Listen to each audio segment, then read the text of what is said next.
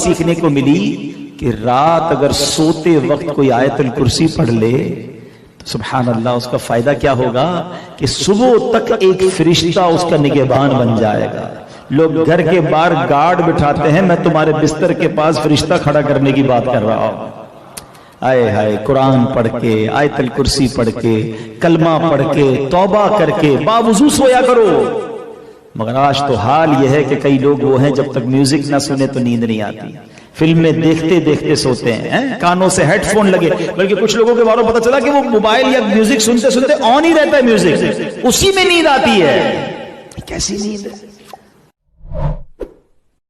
लोग कहते हैं ना तरक्की चाहिए, कामयाबी चाहिए, ब्राइट फ्यूचर चाहिए। खुदा की कसम, जिसके माँ बाप उससे राजी है ना, जिसके साथ माँ बाप की दुआएं हैं, उसको फिर तरक्की से कोई नहीं रोक सकता। वो उसके बेड़े पार ही होने हैं। और सारी दुनिया वाह वाह कर रही, माँ बाप परेशान है, वो बर्बाद ही होना है। माँ बाप को तंग ना करो, बिलखुसूस माँ की कदर करो। माँ का कोई नेबल बदल नहीं। और ये दुआ दे दे तो बंदा किधर पहुंच जाता है। अच्छा, फिर आजकल एक और ट्रेंड चला है, किसी भी तरह का जिंदगी में मकाम बढ़ गया ना, मशहूर हो गया, अब वो माँ बाप पर भी रोब जमा रहा होता है। पता नहीं मैं कितना बड़ा आदमी हो गया हूं, अब मैं आपकी खिदमत कहां से करूंगा भाई, टाइम ही कहां है मेरे पास। उनको कभी ये रोब मत जमाना। अरे आज अगर कुछ बन भी गए हो ना, ये इन्हीं की दुआएं थी, और इनको कह रहे हो बड़ा आदमी हो गया। हजरत मूसा कलीमुल्लाह अला नबीना अलैहिस्सलाम, कितना बड़ा मर्तबा है। और आपने एक बार अल्लाह करीम की बारगाह में अर्ज किया, मौला मुझे जन्नत में अपना पड़ोसी देखना है। इरशाद क्या हुआ कि ऐ मूसा, जन्नत में तेरा जो पड़ोसी है वो एक फला इलाके का कसाई है। आप हैरान हो गए, आपने कहा मौला मुझे मिलना है। एड्रेस बताया गया, आप चले गए वहां पर। एक नौजवान ने दरवाजा खोला, आप अंदर गए। घर में गए तो दो बूढ़े माँ बाप, बूढ़ी शख्सियात थी। उन्होंने हजरत मूसा को देखा, आपकी रिसालत की गवाही दी और दोनों दुनिया से चले गए। वो नौजवान किसी काम से गया, जब वापस आया अपने दोनों वालिदैन को देखा कि दोनों का इंतकाल हो गया है। तो कहा हो ना हो आप हजरत मूसा अलैहिस्सलाम। हजरत मूसा ने कहा मैंने तो नहीं बताया कि मैं कौन हूं, तुम्हें कैसे पता चला? कब मेरे माँ बाप रोजाना दुआ करते थे कि या अल्लाह उस वक्त तक मौत ना देना जब तक हजरत मूसा का दीदार ना कर ले। आप हमारे घर आए हैं, आपको इन्होंने देखा है, ये चले गए दुनिया से, आप ही हजरत मूसा है। हजरत मूसा ने फरमाया बताओ कुछ और भी दुआ करते थे? कहा मैं अपने बूढ़े माँ बाप, क्योंकि चबा नहीं सकते थे, रोज इनको दिवाले चबा चबा कर खिलाता था।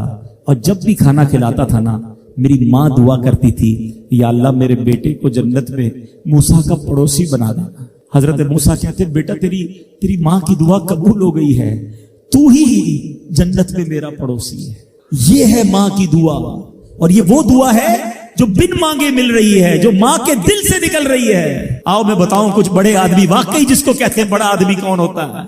इमाम आजम अबू हनीफा रदी अल्लाह तआला से बड़ा तो कोई नहीं ना, कितने बड़े वक्त के इमाम है। मगर आपकी वालदा एक मस्जिद के इमाम साहब से इंस्पायर थी, मुकर्रिर थे, वो अच्छे बयान करते थे। आपको वो कहती कि जाओ वो इमाम साहब से मसला पूछ के आओ। खुद मुफ्ती आजम है, इमाम है करोड़ों हनफियों के। माँ को ये नहीं कहा कि माँ पता नहीं मैं कितना बड़ा मुफ्ती हूं, तुम मुझे मस्जिद के इमाम के पास भेज रही हो। आज तो ये डायरेक्ट जवाब दे देते हैं ना, मुझे पता नहीं मैं कौन हूं, मुझसे बहस कर रही हो। इतनी किताबें पढ़ी माँ, तुमने तो पढ़ा ही कुछ नहीं। अब्बू जान आपको दुनिया का क्या पता, मुझे पता है। सुनो इमाम आजम, ये ऐसे नहीं बनते बड़े लोग। माँ को कहते ठीक है माँ, मस्जिद के इमाम के पास जाते, उस मुकर्रिर के पास जाते। वो कहता हुजूर आप मुझसे मसला पूछने आए, आप दुनिया को मसले बताते हैं। का क्या करूं, माँ ने भेजा है।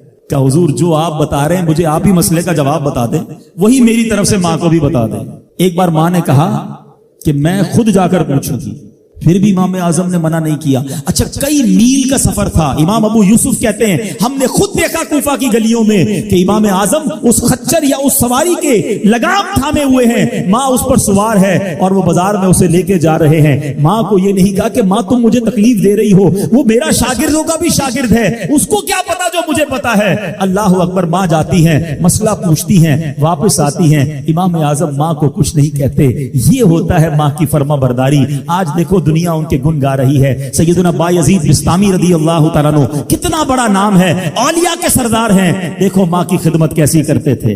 आपकी वालदा ने सर्दियों की रात थी, सख्त सर्दी की रात, आपसे पानी मांगा। हजरत बायजीद बिस्तामी माँ के पास प्याला लेकर गए तो माँ सो गई थी। माँ के सिरहाने प्याला लेकर खड़े रहे, रात भर खड़े रहे सख्त सर्दी में। पानी थोड़ा सा आपकी उंगलियों पर गिरा तो वो पानी बर्फ बन चुका था। माँ की आंख खुली, دیکھا بایزید بستامی بستر کے کنارے کھڑے ہیں. کہا بیٹا کیوں کھڑے ہو؟ کہا ماں آپ نے رات پانی مانگا تھا نا، اس لیے کھڑا رہا کہ نہ جانے کب آنکھ کھل جائے. اب جب پانی دینے کے لیے پیالہ الگ کیا نا تو وہ برف چمڑی سے چپک چکی تھی، تو جب وہ برف الگ ہوئی نا ہاتھ سے خون نکلنے لگا. حضرت بایزید بستامی رحمت اللہ تعالی کی ماں نے جب یہ دیکھا نا کہ بیٹا ساری رات کھڑا رہا اور اب اس کا ہاتھ بھی لہو لہان ہو گیا، حضرت بایزید بستامی کی ماں نے پتہ اس رات کیا دعا دی؟ کہتی یا اللہ میں اس سے راضی ہوں، تو بھی اس سے راضی ہو جا. دیکھو کیا مقام ملا، اولیاء کرام کے سردار بن گئے. یہ وہ دعائیں ہیں جو دل سے نکلتی ہیں. ماں باپ کی خدمت ایسی کرو، اب کہو نا کہ دل سے دعا نکلے. جب وہ دعا نکلے گی نا پھر وہ کام بننے آپ سوچ نہیں سکتے. کیا خوبصورت دین ہے ہمارا. ہم نے اپنے بچے کو دین کی طرف نہیں لگایا. اگر ہم بچے کو دین کی طرف لگا دیتے، دین اس کو ہماری خدمت کی طرف لگا دیتا. ہم بچے کو قرآن و حدیث سکھاتے، قرآن و حدیث اس کو ہماری خدمت سکھا دیتے. ہم آج یہ جو تکلیف اٹھا رہے ہیں اس کی ایک وجہ یہ بھی ہے کہ بچہ ہم نے دین سے دور کر دیا. اگر آپ چاہتے ہیں کہ آپ کے بڑھاپے کا سہارا آپ کے بچے بنے، آپ کے مرنے کے بعد بھی آپ کے لیے صدقہ جاریہ بنے، تو آپ نے اپنے بچوں کو دین کی طرف لانا ہے. کچھ اولادیں وہ ہیں جن کی ماں باپ نے تربیت ایسی کی، ہم نہیں چاہتے، وہ خود رابطہ کر رہے ہوتے ہیں کہ ماں کا انتقال ہو گیا، یار کچھ کنواں کھدوانا ہے، کوئی مسجد بنانی ہے، کوئی مدرسے میں میری ماں کے لیے مجھے کچھ کرنا ہے. کیوں؟ ماں نے تربیت ایسی کی، والد نے تربیت ایسی کی، انہیں ماحول ایسا دیا کہ ماں باپ کے مرتے ہی انہیں فکر ہو گئی کہ میری ماں قبر میں اکیلی ہے، میرا والد قبر میں اکیلا ہے، اس نے روز مجھے کھانا کھلایا تھا، آج میں روز اسے ثواب پہنچانے کا کوئی انتظام کروں. یہ اس بچے کے دل میں خیال کیسے آیا؟ کیونکہ اللہ نے اسے اچھا ماحول عطا کیا، ماں باپ نے اس کو اس ماحول کی طرف بڑھایا. تو میں یہاں والدین سے گزارش کروں گا کہ خدا را اپنے بچوں کی ایسی تربیت کرو کہ بڑھاپے میں بھی تمہارا ساتھ دیں اور مرنے کے بعد بھی تمہارے لیے صدقہ جاریہ کا باعث بن جائیں. آپ کے بچے آپ کے قدموں میں رہیں گے اگر آپ نے بچوں کو دیندار بنا دیا. اللہ کرے یہ فارمولا سمجھ آ جائے نا. ہم سمجھتے بچہ میری بات مانے، میری کیوں نہیں مانتا؟ ارے پہلے سے اللہ رسول کی بات منانے والا بنا دو، یہ تمہاری بھی ماننے والا بن جائے گا. کیونکہ جب یہ جائے گا نا دین کی طرف، اسے قرآن ماں باپ کی طرف بھیجے گا، اسے حدیث ماں باپ کی طرف بھیجے گی، اسے علماء کرام ماں باپ کی طرف بھیجیں گے. ہم اس راستے پر بھیج دیں جہاں سے یہ بچہ مجھے واپس مل جائے. سورہ فاتحہ 100 مرتبہ پڑھ کر جو دعا مانگی جائے وہ قبول ہوتی ہے. سورہ بقرہ کی تلاوت سے شیطان گھر سے بھاگ جاتا ہے. آیت الکرسی پڑھنے سے محتاجی دور ہوتی ہے. سورہ کہف کو ہمیشہ پڑھنے والا دجال کے فتنوں سے محفوظ رہے گا. والدین کی قبر پر ہر جمعہ سورہ یاسین کی تلاوت کرنے سے اس کی حروف کی تعداد کے برابر ان کے گناہ بخش دیے جاتے ہیں. سورہ الدخان پڑھنے سے مشکل دور ہوتی ہے. جو قریب المرگ ہو اس پر سورہ جاسیہ کا دم کرنے سے خاتمہ بالخیر ہوتا ہے. سورہ حجرات کا پڑھنا اور دم کر کے پینا گھر میں خیر و برکت کے لیے مفید ہے. سورہ قاف پڑھنے سے جو باغ ہوتے ہیں ان کے پھلوں میں کثرت ہوتی ہے. سبحان اللہ. سورہ رحمان 11 بار پڑھنے سے تمام مقاصد پورے ہوتے ہیں. سورہ واقعہ جو شخص روزانہ پڑھے گا اسے کبھی فاقہ نہ ہوگا. سورہ ملک کو ہر رات پڑھنے والا عذاب قبر سے محفوظ رہے گا. سورہ مزمل کو 11 بار پڑھنے سے ہر مشکل آسان ہو جاتی ہے. سورہ مدثر کو پڑھ کر حفظ قرآن کی دعا مانگنے سے قرآن کریم کا یاد کرنا آسان ہو جاتا ہے. جو بچے حفظ کر رہے ہیں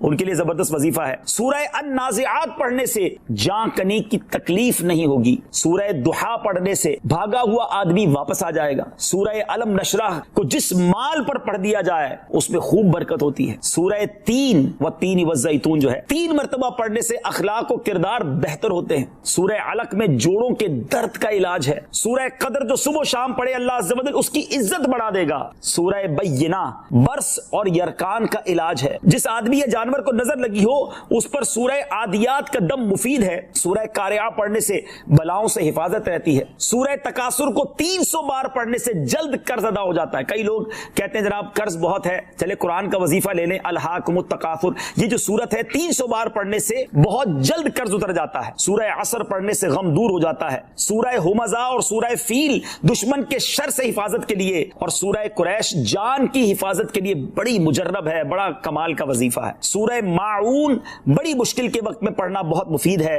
سورہ کوثر کی تلاوت سے بے اولاد صاحب اولاد ہو جاتا ہے. کئی بے اولاد بھی وظائف مانگ رہے ہوتے ہیں. سورہ کافرون 1/4 قرآن کے برابر ہے. سورہ زلزال نصف قرآن کے برابر ہے. سورہ اخلاص 1/3 قرآن کے برابر ہے. اور سورہ فلق اور سورہ ناس سے جن اور شیطان اور حاسدوں کے شر سے حفاظت رہتی ہے. پھر کیوں نہ ہم قرآن سے دوستی کر لیں، کیوں نہ قرآن کو اپنا ورد بنا لیں. اللہ چاہتا ہے کہ یہ بندہ اس رینک تک پہنچ جائے. جائے اللہ اس پر آزمائش بھیجتا ہے تاکہ میرا بندہ صبر کر لے تو اس کو وہ مرتبہ عطا ہو جائے. ہائے ہائے، یعنی آزمائش مجھ پر میرے رینک بلند کرنے، میرے درجے بلند کرنے آئی، اور ہائے میری بے صبری کہ میں نے وہ سب ثواب ضائع کر دی. نہ کریں میرے پیارے اسلامی بھائی، مشکلیں آتی ہیں. اچھا پھر پتہ ہے پرابلم کیا ہے؟ ہمارا ایک اور بڑا ایشو ہے، ہم کسی کو مسکراتا دیکھتے ہیں، کسی کو اچھے کپڑے دیکھ لیتے ہیں، کسی کی بڑی گاڑیاں دیکھ لیتے ہیں، کسی کا بڑا گھر دیکھ لیتے ہیں، ہمیں لگتا ہے یار یہ کتنا مزے میں، یار میں ہی اکیلا پریشان ہوں. یہ آپ کی بھول ہے. ایک بات یاد رکھیے گا، زندگی کی گاڑی مسائل کے پہیوں پر ہی چلتی ہے. امیر کے مسئلے اور ہیں، غریب کے مسئلے اور ہیں. شہرت جس کو ملی ہے نا اس کے پرابلمز اور ہیں، جو غیر معروف ہے اس کے پرابلم اور ہے. زمانے میں ہر کسی کو کچھ نہ کچھ ایشو ضرور ہے. یہ نہ سمجھے کہ یار یہ اتنا مسکرا رہا ہے، کیا پتہ اس مسکراہٹ کے پیچھے کتنے دکھ چھپائے بیٹھا ہے. آپ یقین کریں، بلیو کریں، ایسا نہیں ہے کہ سب لوگ 100% خوشحال ہیں. پرابلم سب کے ساتھ ہوتے ہیں. میں کیا کیا بتاؤں آپ کو، ہمارے پاس تو لوگ دعائیں کروانے آتے ہیں نا، ایسی پرابلم بتاتے ہیں کہ پیروں سے زمین نکل جاتی ہے. بعض اوقات ہم اتنے بڑے گھر میں جاتے ہیں، اس کی گاڑیاں کروڑوں روپے کی کھڑی ہیں، ان سے ملاقات ہوئی، وہ کہتے ہیں حضرت آپ سے ایک الگ سے دعا کروانی ہے. جب وہ بیچارہ اپنا مسئلہ بتاتا ہے نا، ہمیں لگتا ہے یار ہمارا تو غم ہی کچھ نہیں ہے. کتنی بڑی آزمائش سے گزر رہا ہے، کتنی بڑی پرابلم سے گزر رہا ہے. میں آج کی آپ کو مثال دیتا ہوں. ایک ہمارے بہت اچھے بھائی تھے، آج سے کچھ عرصہ پہلے انہوں نے ہمیں ایک ماشاءاللہ پراپرٹی دعوت اسلامی کے لیے بچیوں کے مدرسے کے لیے دی، اور اس کے چند دنوں بعد ان کا وصال ہو گیا. ان کو بیچاروں کو کینسر تھا. میں ان کے گھر پہ دعا کرنے گیا. ان کے بیٹے نے مجھ سے جب گلے لگانا تو بیٹا رونے لگا. اچھا میں سمجھا کہ بیچارہ اپنے والد کو یاد کر کے رو رہا ہے، ظاہر ہے 16 دن پہلے انتقال ہوا. اندر گئے، دعا کی. اس کے بعد میرے کان میں کہتا ہے کہ عبدالرحیم بھائی اس وقت میری زوجہ ہاسپٹل میں ہے. میں نے کہا کیا ہو گیا؟ کہ میری وائف کو بلڈ کینسر ہو گیا ہے. والد کا کینسر میں انتقال ہوا ہے. اللہ نے بڑا نوازا ہے ان کو، جیولرز ہیں. لیکن میں یقین کریں، میں آپ کو سچ بتا رہا ہوں، میں گاڑی میں بیٹھ کے میں بھی رونے لگا، کیونکہ وہ بندہ جب مجھے چھوڑنے آیا نا پھر میرے گلے لگ کے رو رہا تھا. میں سوچنے لگا یار کتنا دکھ ہے لوگوں کو، اللہ نے کتنی بڑی ہم پر مہربانیاں کی ہیں. اگر مجھے کوئی بڑی بیماری نہیں ہے، میرے بچے میرے ساتھ ہیں، میری فیملی میرے ساتھ ہے، نہیں چاہیے یار دنیا کے سارے اللہ تللے نہ ملے اتنی ساری لگژریز، صحت سے بڑھ کے کچھ نہیں ہے، مگر ہمیں اس کی قدر ہی نہیں ہے، ہمیں اس کی کوئی اہمیت کا اندازہ ہی نہیں. پوچھو ان سے، کروڑوں روپے ہیں مگر علاج نہیں ہو پا رہا، ڈاکٹر بعض اوقات مایوس کر دیتے ہیں. کتنا تکلیف میں ہیں لوگ، اور ہم ہیں کہ چھوٹی چھوٹی باتوں پر بے صبری. صبر تو کریں، اللہ کی رضا پر راضی تو رہیں. میں نے آپ کو خاندان نبوت کا واقعہ سنایا، ارے کھانے کو کچھ نہیں ہے. کاش یہ بات ہمیں سمجھ آ جائے اور ہم ہر حال میں اللہ کا شکر ادا کرنے والے بن جائیں. اور ایک اور میں آپ کو بات بتاؤں، ہم جو دنیا والوں کو بتاتے ہیں نا، ہوتا کچھ نہیں ہے اس سے. مت بتایا کرو دنیا والوں کو، صحیح بتاتا ہوں، مت بتایا کرو، اپنے غم مت بتایا کرو، ثواب بھی چلا جاتا ہے. اور بعض اوقات یہ دنیا والے نا ہمارا مذاق بھی اڑاتے ہیں. ہم جب کسی کو اپنا پرابلم بتاتے ہیں نا، ہمارے سامنے تو بڑے اچھے بنتے ہیں کہ اچھا ٹھیک ہے میں کرتا ہوں کچھ. بعد میں جا کے دنیا میں باتیں کرتے ہیں، آیا تھا میرے پاس، اس کا یہ مسئلہ ہے، ہاں باتیں بڑی کرتا ہے، بڑی پرابلم میں ہے. کیوں بتاؤں میں دنیا والوں کو؟ نعت کا شعر ہے نا، کسی کا احسان کیوں اٹھائیں، کسی کو حالات کیوں بتائیں. کیوں بتاؤں میں دنیا والوں کو مجھے کیا غم ہے نا. میرے آقا سلامت رہے ہیں، اللہ کے حبیب علیہ الصلوۃ والسلام ہیں، اور رب عز و جل کی بارگاہ ہے، میں ادھر عرض کروں نا. کسی کا احسان کیوں اٹھائیں، کسی کو حالات کیوں بتائیں.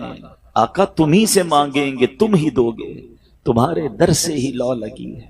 ہاں اللہ رسول کی بارگاہ میں عرض کیا، ادھر آنسو بہاؤ، نہ بتاؤ دنیا والوں کو. ایک اور کمال کا شعر ہے کہ دنیا والے تو درد دیتے، دنیا والے تو درد دیتے ہیں، زخمی دل کی دوا مدینہ ہے. تو جب دنیا والوں نے کوئی ہمارا بھلا کرنا بھی نہیں، نہ ان کے ہاتھ میں ہے، شفا دینے والی ذات میرے رب کی، برکت دینے والی ذات میرے رب کی، تو اللہ سے ہی باتیں کرو نا.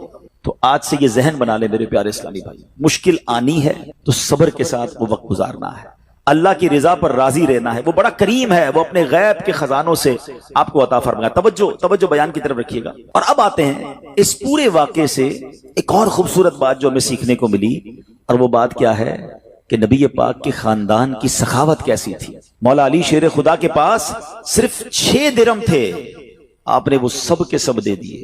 مگر آج حال یہ ہے کہ لوگ اپنی زکوٰۃ ادا نہیں کرتے. آج زکوٰۃ لوگوں کو بھاری پڑنے لگ گئی ہے. جب کیلکولیٹ کرتے ہیں کہ جناب کروڑوں روپے زکوٰۃ، تو اس کے بعد ان کو بھاری لگتی ہے. نہ کریں ایسا. یہ زکوٰۃ مال کا میل ہے، اور اگر یہ مال کا میل آپ کے مال سے جدا نہ ہوا تو یہ آپ کے مال کو بھی میلا کر دے گا. ایک بات یاد رکھیے گا، سرکار دو عالم صلی اللہ تعالی علیہ وسلم کا یہ فرمان ہے، اپنی زکوٰۃ ادا کر کے اپنے مال کو مضبوط قلعوں میں قید کر لو.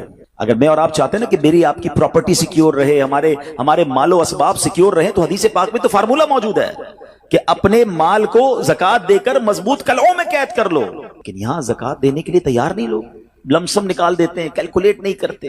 یاد رکھیے یہ مال ہی عذاب بن جائے گا اگر آپ زکات پوری ادا نہیں کرتے.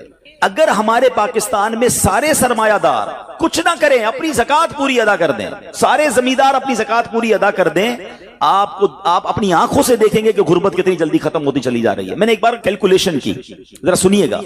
پاکستان زرعی ملک ہے, ٹھیک ہے, اور اس کی زراعت کی جو کیلکولیشن ہے وہ انٹرنیٹ پر موجود ہے. You can search your self. آپ چیک کر لیں کہ 2023 میں پاکستان کی ٹاپ 20 کراپس کون کون سی ہوئی ہیں. آپ انٹرنیٹ پر خود ڈھونڈ لیں, آپ کے سامنے اس کراپ کی کیلکولیشن بھی آ جائے گی کہ اتنے ملین ٹن, اتنے جناب کروڑ کے جی جو ہے وہ گندم ہوا تو کاٹن ہوا.